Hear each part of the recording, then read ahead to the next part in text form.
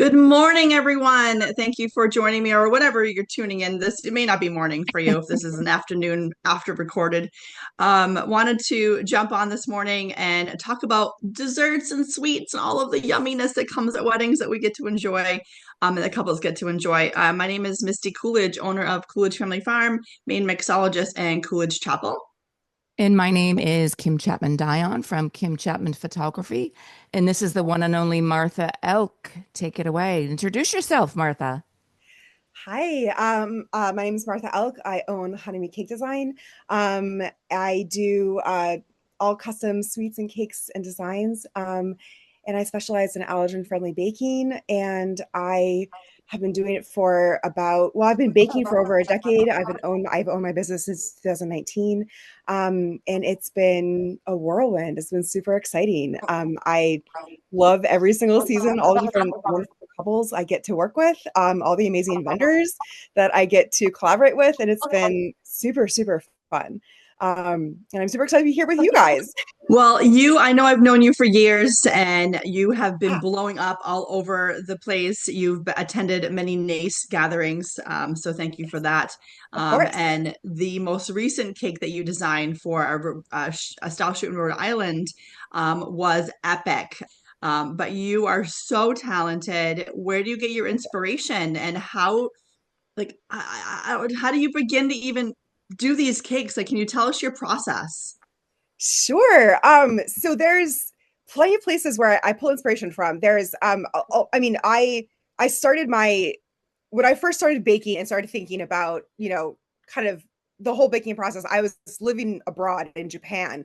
And so a lot of my initial design inspiration when I very first started out, but still even now, is very rooted in kind of like Asian Oh, wow. simplicity and Asian aesthetics, things like that. Because it's just beautiful the way they do things. And I still very much embrace kind of the beauty of imperfections, and that kind of more ephemeral kind of beauty. I think it's absolutely gorgeous. So not focusing too much on perfection and making it look absolutely almost plastically perfect, because nature itself isn't even perfect. So really embracing the imperfections and the organicness of a design process. And for inspiration itself, I always start with, especially when I'm working with couples, the couples themselves, like when I am talking with them, I'm like, tell me about you. What do you guys love? Like, what do you love about what's exciting you about your wedding? What have you already, finalized for the other things that you're designing that you are really excited about? If they send me, inspiration, either their invitation suite or their flowers, or if they do happen to send me, cake designs they found elsewhere, I'm like, so what is it about this that really excites you, that you really love? Do you have a favorite artist? Do you have a favorite painting? How can I make this, new and inspiring for you? And then I take kind of like all those bits and bobs and I put it together, and, I'll sketch out, sometimes 20 different ideas. And then I find Wow. something that seems to resonate the most with it. With the shoot that you just mentioned, the inspiration for that was really, fine arts Mansion. and, kind of like the French Rococo era.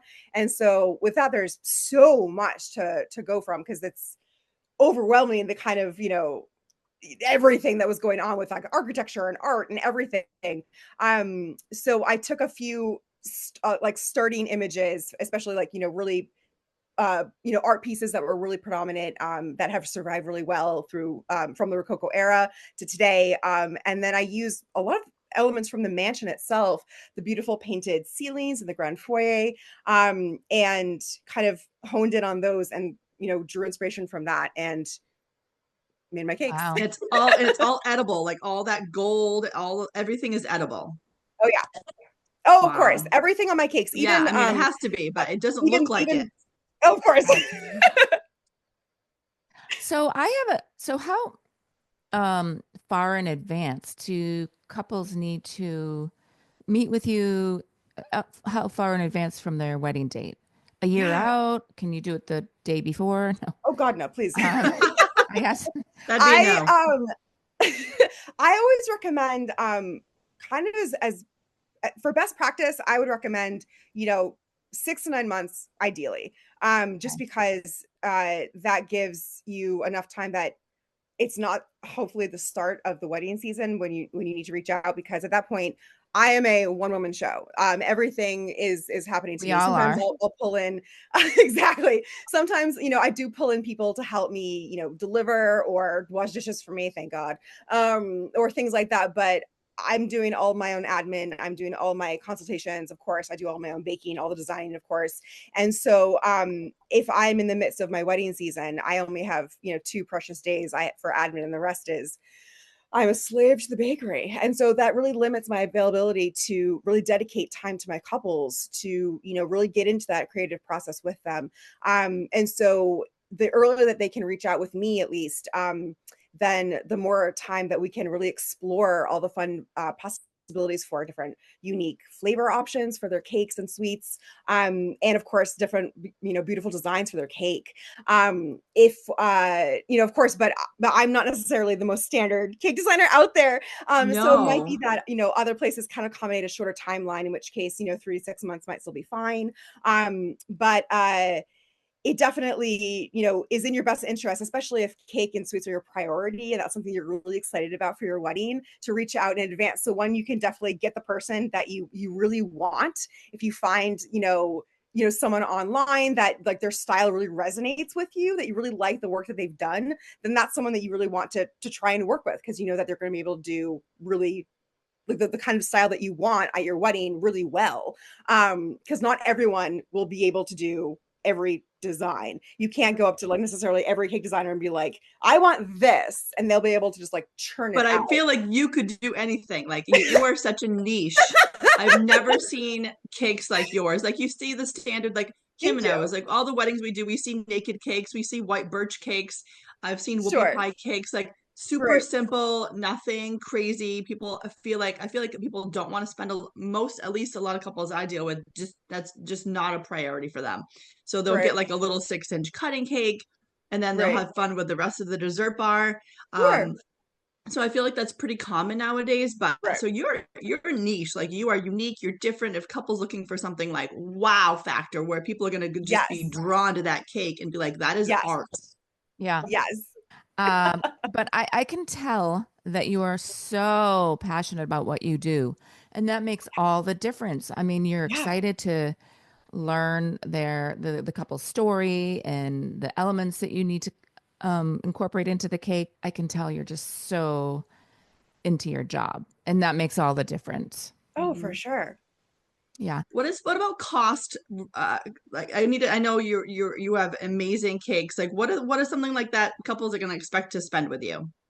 Yeah. So I mean, that's because everything I do is so incredibly customized. It's really hard to give generalizations, because I mean, I definitely have couples where like they don't necessarily have to spend thousands and thousands of dollars, because they're just looking for something that's, really like really small, really intimate, and that's fine. That's their vision, and I am here for it. And then of course there's someone who's going for something that's straight out of, Regency Rococo era, and I'm going to be spending months preparing for that type of a design. And I do all of that and everything in between. And so those are going to, give vastly different totals.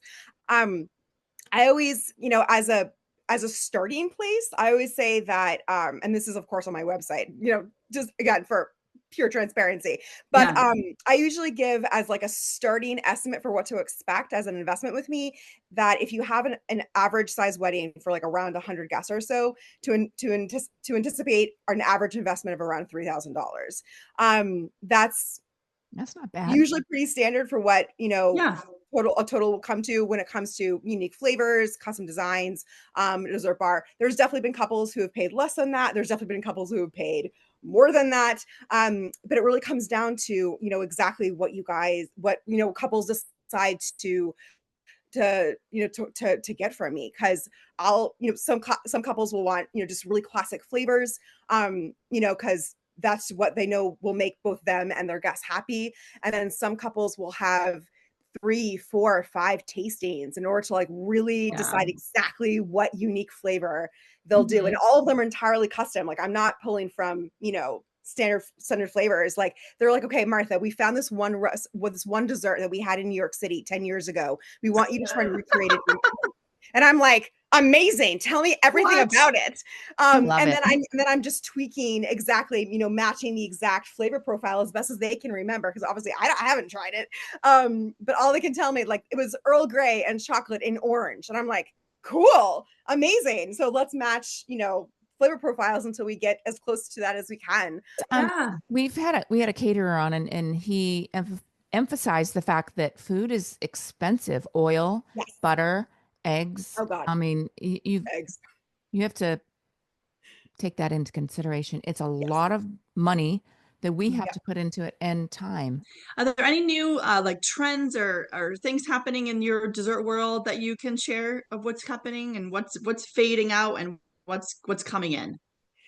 Oh gosh, there's so many things that I keep seeing, and I'm here for all of it. There's definitely been um more and more leaning towards like more unique and unusual shapes, which I love. Moving into, more texture and more color, which I absolutely adore. I mean, there's always going to be, really classic lines, really, lots of, minimalism and simplicity, like, which is always beautiful. Like that's never going to go away. But there's been a really strong embrace of couples who are embracing kind of like making their own traditions, rather than necessarily like staying true to like what always has been done, which, and there's, shade to people who want to embrace, traditions, because they've been hanging around for a very long time for good reasons. And people who embrace that that's wonderful. But there's also people who, realize that that's not for them. It doesn't speak to them. They don't find any personal resonance, with any of those. And why would they want to, do something that everyone does just for the sake of doing it when it doesn't mean anything personally to them? And so, Right. and I love that they are kind of, bucking those kind of, trends, and kind of paving their own way.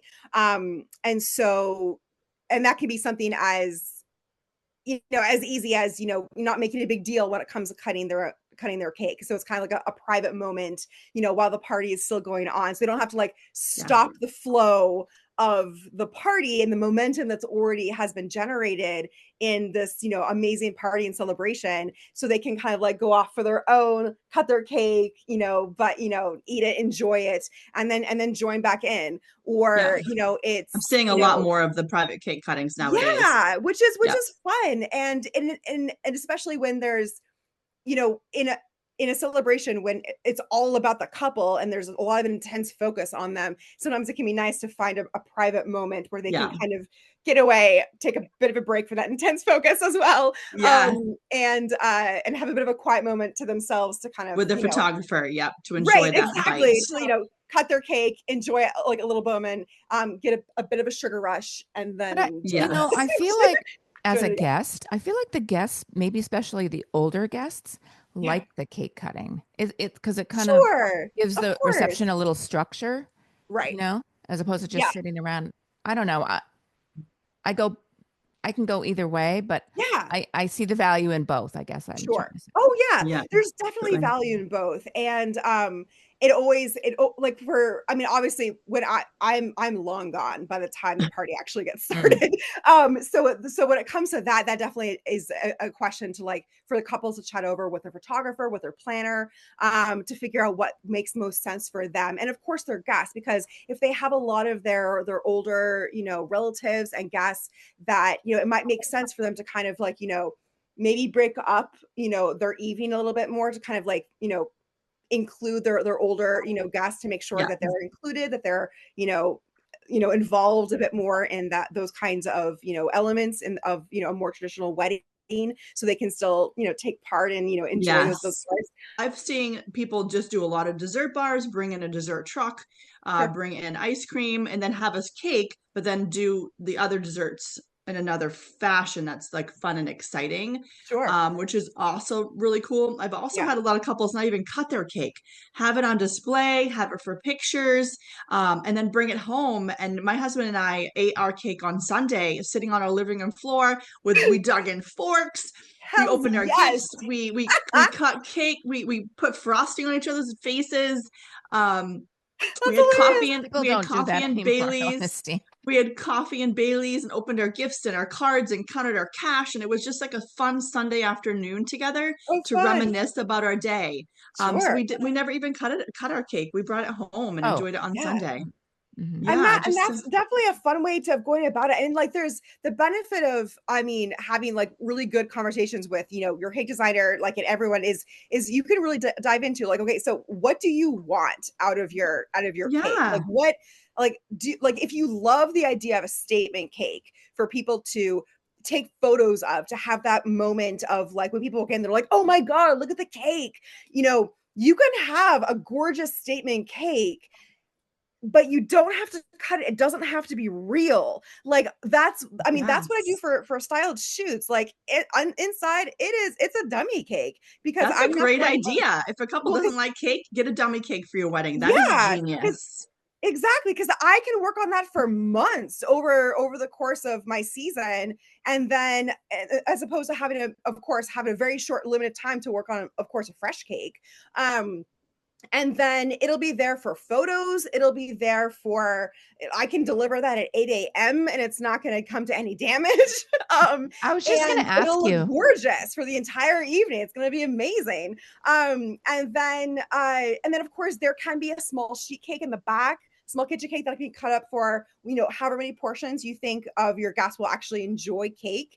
It can, in conjunction with a dessert bar for people who are like the non-cake people. And of course, if you're also getting like an ice cream truck or whatever else, then like this is like, boo, this is your wedding. Get everything that you want out of it. But if you're not cake people, you don't have to have cake. I mean, I Yeah. offer dessert You bars do and so many things. yes, all the things. I mean, pretty much the only thing that I can't offer is anything fried because I don't have a fryer. Been there, done that, refuse to smell like fryer oil ever in my life again. Like, had to throw out the entire wardrobe. I Not think doing that again to myself. I really think the cake is such a work of art, and it's almost like Yes. the focal point of the reception. Yes. If it's unless they have a little tiny miniature cake that, Sure. whatever. Right. But I just think it looks so regal. Is that the word? Yeah. It just Yeah. really, really sets the tone for the reception. Right. And if you want your wedding to be published for a Right. nice little fun memento to be Yes. in a magazine, you kind of do Yeah. need those details. You need a Right. cake, you Yes. need gorgeous flowers and Yeah. place settings and things like that. But I Yeah. wanted to Well, it ask you, really takes, how do you transport these beautiful, huge cakes safely? Like that would make me so carefully. nervous. Driving Oh, 5 miles an hour on 95. Oh, She's got the that would flashes be on the so side of the road. nervous. She's like, cake delivery. Or You do got you the put big it together flashers once on you your get car. there a lot of the time? It depends on a lot of factors. That's always like the big, thing that I, do spend a lot of time working out with the other vendors, working on the wedding, to make sure that everything goes really well. So for myself, if the cake is pretty much anything up to 4 tiers, standard size tiers at least, because I do some crazy shapes sometimes. I can usually accommodate within my car, and that's fine. In which case, AC is blasting, and we're good. You're Anything crawling more down than the that, road. and excuse me, as my phone that I forgot to turn off explodes on me. Anything more than 4 tiers, that is the base tiers are getting stacked. Those are in a box. And then the top tiers are separately boxed up, put it in a cooler, and those are coming separately. And then I stack and finish decorating on site. Mm-hmm. And That makes that sense. needs a little bit more, obviously, time on site that needs to be worked into my day, especially if I'm delivering other weddings that same day, which can get a little bit more complicated. And then I need to make sure that I have like the time, the space to work on it. And of course, making sure that everyone there knows how to take the cake apart. They know how to deal with it. Mhm. And part of the things that part of my regular service for all the cakes that I deliver is I always have a big folder of information that I leave with the caterer, the planner, Oh, that's so smart. that has like cake breakdown information, so they know where all the dowels are, how many dowels there are per tier, so they know when they're done finding them. They know like if there's multiple flavors, in the cake, they know which tier has them. They know all the allergens in case any guests have any concerns. For the dessert bars, ditto that. They know what's in the dessert bar, all the allergens there. I even include a cake cutting guide in case I other was just gonna say, in the I was just kitchen. gonna say that because as a photographer, I'm sometimes the only one there with them, and they never have any clue how to cut the cake. We should do another podcast with you demonstrating with a couple, I guess, on how to cut the cake. They don't know what to do. I'm so glad you Sure. include that. I'm so glad you Yeah. include that. Yeah. Mhm. And there's yeah, no, That's why everybody They needs a never know. wedding planner. Like people that oh don't have gosh, day of yes. coordinators, drives like you need somebody to run your day. I don't care if it's 50 people, you need a Right. professional to run your It's day. Like it's the most important person. it They really, oh never gosh, know which tier to cut it from. They're like, should we cut it from up here, down here? And bottom tier. people don't save the top of their cakes anymore. Like it's rubber, don't Some do that. do, but it's I rare. never Yeah. I haven't seen that in years. That they don't save it? No, because it's not good the year after. And I Oh no, like for I thought you meant the cake I mean, topper. and yeah, you're the top layer of your cake, Oh, like putting it in the freezer and eating it on your anniversary. Like I haven't seen that in oh, forever. did that used to be a thing? It used Yeah. to be a thing That for was Oh. forever. Right, because I mean, fresh cake is always going to trump frozen cake, regardless of how well your freezer actually does work. And then, I mean, if it's just the two of you, then a 4 inch is great. But Yeah. if you're having a larger celebration, with friends, with family, then I'll make whatever size cake you need for your celebration. If you had just a dessert table for your wedding, then we can do like a dozen of whatever it is that you want, that you miss the most from your wedding. Yeah.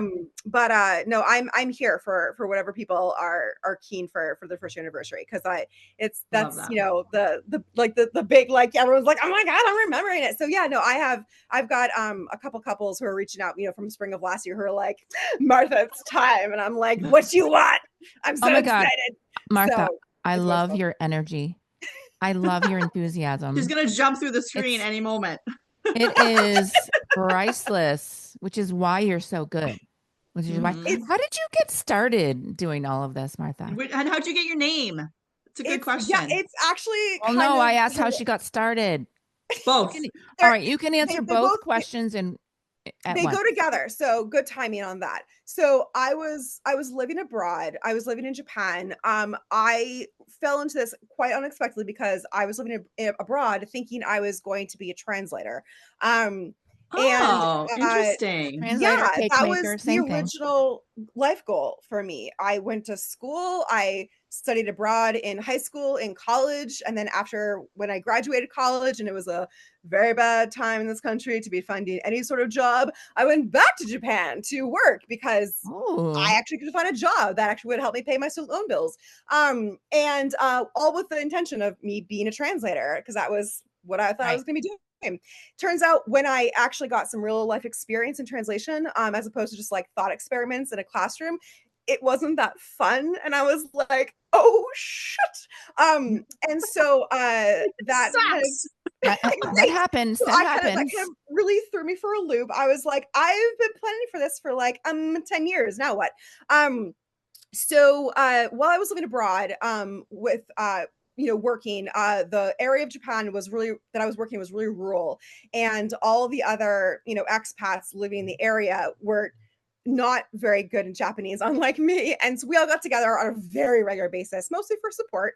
And it was all potluck style. And I got really tired of my contribution being from the grocery store, because growing up, I was the person people would kick out of the kitchen being like, Martha, you're burning the water. Could you like stop destroying everything you touch and just like set the table?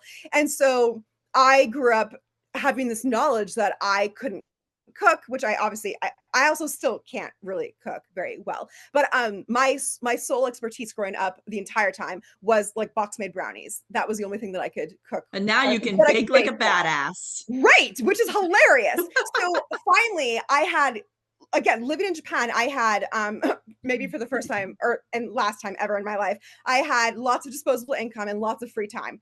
And so I was like, I'm going to figure out how to make something. And Japan does not have box made anything. And so I think the first time I experimented, I made like a quick bread, maybe like a zucchini bread or something. And it looked kind of sus, but came out tasting really good. And no one was more surprised than me. I was like, wait, what? I'm like, beginner's luck. Like this will not be repeated. It was repeated. And I was like, interesting. By the time my job there finished, like a couple years later, I was making everyone's birthday cakes. Every time I showed up for an event and people knew about it, everyone was like, Martha, you need to bring this. I was like taking orders essentially. And this was just for fun. And then when I came back to the States, and I was deciding if I was going to go back to graduate school, put myself back into student debt, for like translation. And I was really waffling because again, I hadn't really loved it. And I was like, okay, am I doing this? Or am I going to like, what is happening with my life now? I was like taking small translation jobs, trying to figure out exactly how I wanted to like move on in my life. And a small like weekend part-time baking job opened up at a small bakery in my hometown. And I was like, well, I had fun doing that. Maybe I'll just take this job just as a small summer job to see how it goes. Funny. Loved it. You loved it. And then I started learning how to make stuff pretty via the internet, because that is how most people learn everything nowadays. And then I ended up finding a job. Ironically, I was applying for a job in Portland for like an international relations job with Japan in Portland. Found a job opening at a cupcake company for a cake decorator. Got that, ended up moving to Portland for it, and then started working in local bakeries, and got more experience. Started working in a bakery that specialized in allergen-friendly baking, which is how I got my start there, which is now what I'm about. Maybe a third of the couples who come to me are like, you're the only person who does like vegan, gluten-free, nut-free, dairy-free, insert allergen need all here. the things. And so that's how I got my start there. And from there, I eventually I was like, I decided to start my own business. And when I was trying to come up with a business name, I was so lost. I went through so many iterations. I'm like, what do I do? And a lot of my initial, especially at the beginning, when I was coming up with designs for dummy cakes for for initial content, things like that. It was all really rooted still in, a really strong Asian aesthetic. A lot of my initial really fun flavor concepts that I put together were really strong, had a really strong Asian influence. And I really wanted to pay homage to the initial like first half of my life where I had lived in Asia for so long and loved it for so much. And Hanami means is a reference to the cherry blossom season in Japan, which they adore. Like the entire country goes crazy for the cherry blossom season.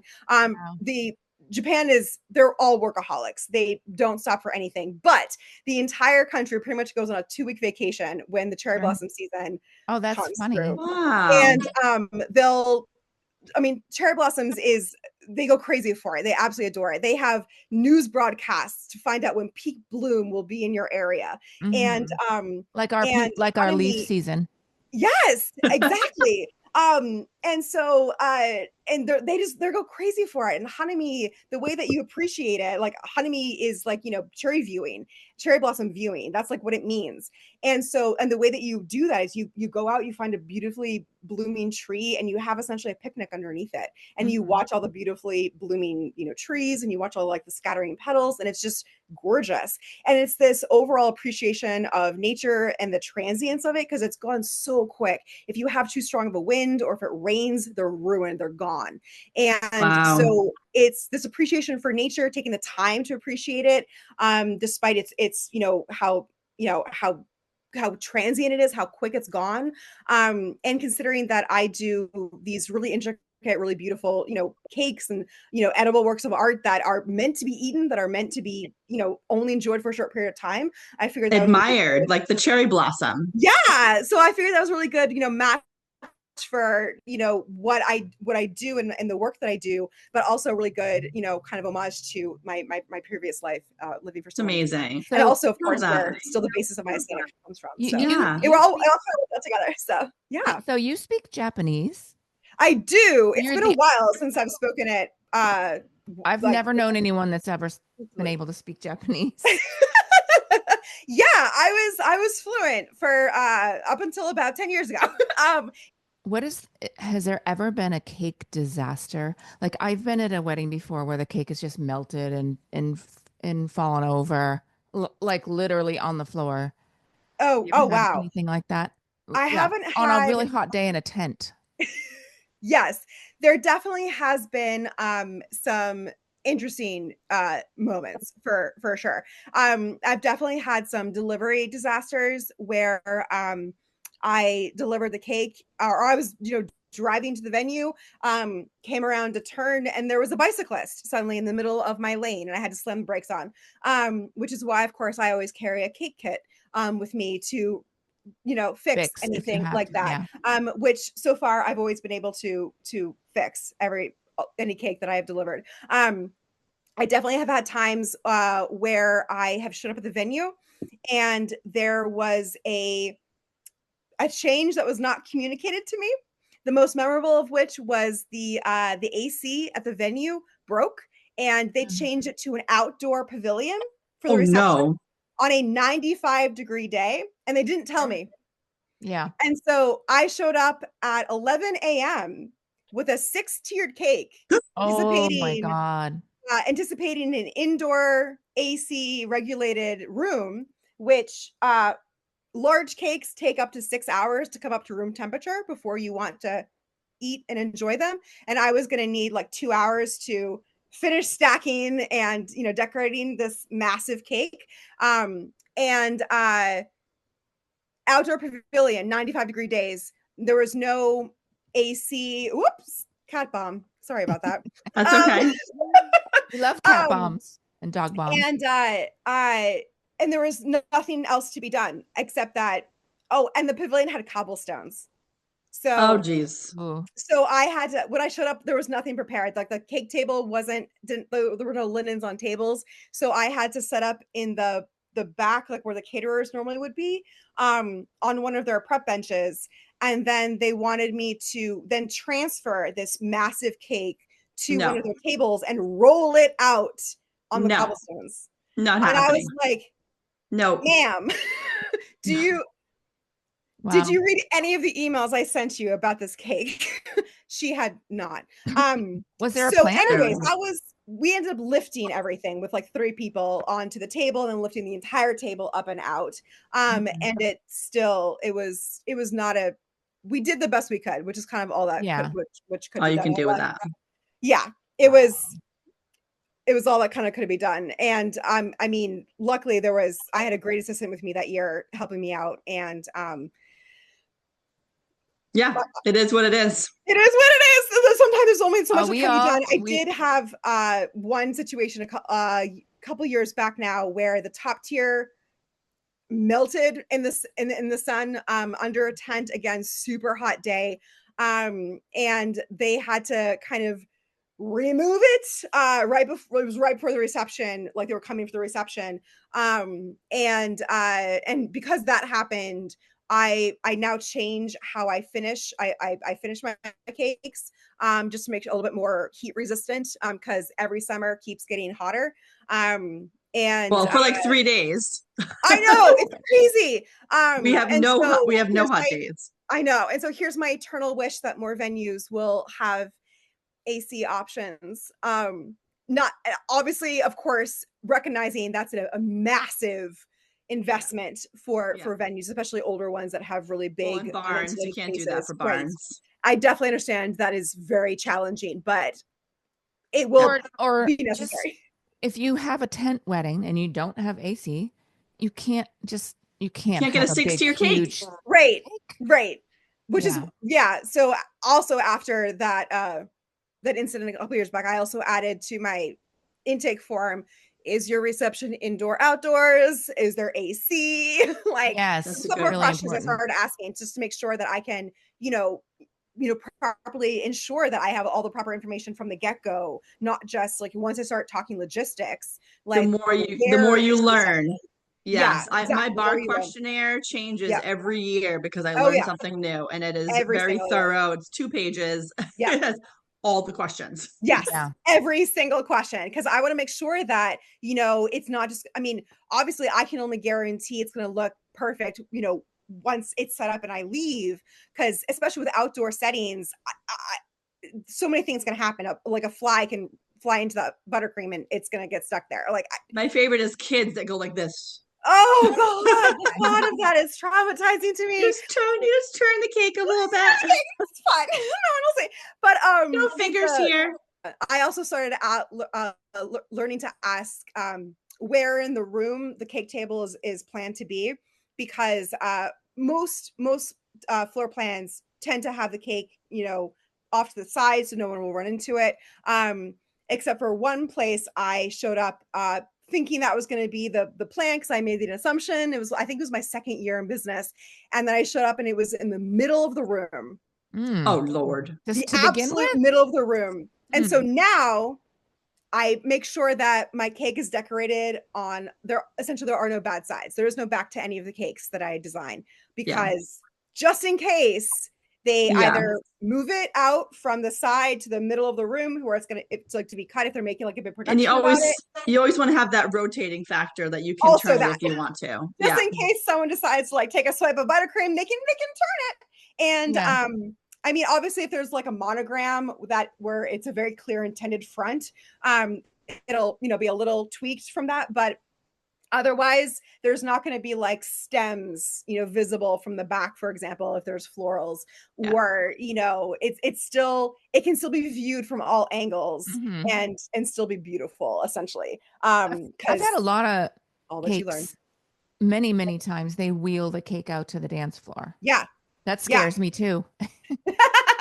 Well, especially by that point, the cake has softened. Because you want to have your cake at room temperature when you eat it, because that's when it tastes best. That's when all the flavors really come through. Because cold cake is the easiest to cut.